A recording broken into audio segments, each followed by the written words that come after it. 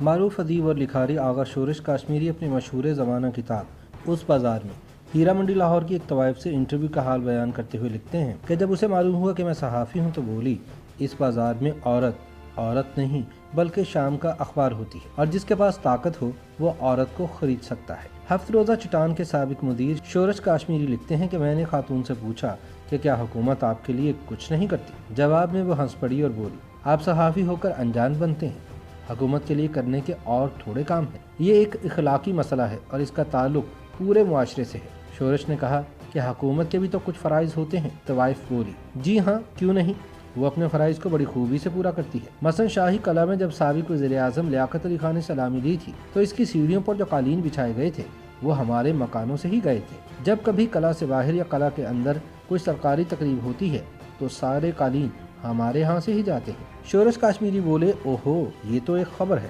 طوائف بولی، خبر کیسی؟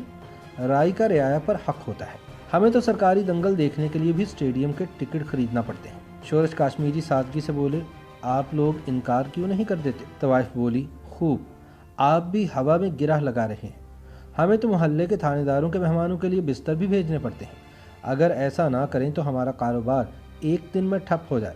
ہم لوگ عیبوں کی گٹھڑیاں ہیں، جو شخص بھی یہاں آتا ہے وہ اخلاقی چور ہوتا ہے۔ پولیس سے جھگڑا مول لے کر تو بھوکوں مرنے والی بات ہے، بلکہ قید ہونے والی بات ہے۔ شورش کاشمیری بتاتے ہیں کہ طوائف کی غیر معمولی متاثر کن گفتگو سن کر دل رنجیدہ ہو گیا۔ اس کی بھی ایک دکھ بھری کہانی تھی۔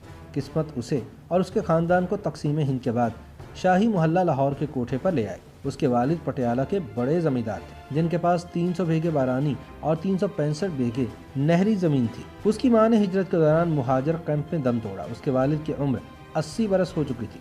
ان پر یہ رحم ہوا کہ بیچارے اس وقت اندھے ہو گئے جب یہ کہانی جنم لے رہی تھی، اور یوں اپنی بچیوں کی حالت زار دیکھنے سے بچ گئے۔ ایک سوال پر اس خاتون نے آغا شورش کاشمیری کو کہا کہ ہمیں پاکستان تو اللہ لے کر آیا تھا، لیکن اس بازار میں ہمیں ہمارا پیٹ لے آیا۔ یہاں لانے کا انتظام تو لیاقت علی خان کی بدولت اسپیشل ٹرین کے ذریعے ہوا تھا۔ یہ سن کر شورش نے طوائف سے آخری سوال کیا کہ اگر تمہیں ملک کا وزیر اعظم بنا دیا جائے تو تم کیا کرو گی؟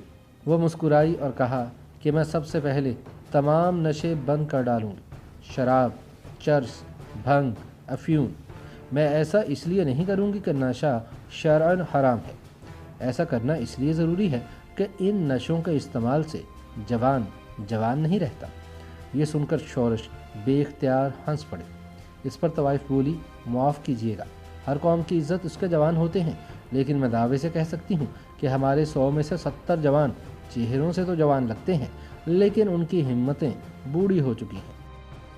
YouTube پر گوگلی نیوز دیکھنے کے لیے youtube.com کی سرچ بار میں googly news T V type کریں۔ گوگلی نیوز کے پیج پر سرخ رنگ کے سبسکرپشن والے بٹن پر کلک کرنا نہ بھولیے۔ YouTube پیج پر اپلوڈ ہونے والی ویڈیوز سے باخبر رہنے کے لیے بیل آئیکن پر کلک کیجیے۔ آپ کو ہر نئی ویڈیو کے بارے میں نوٹیفیکیشن موصول ہو جائے گا۔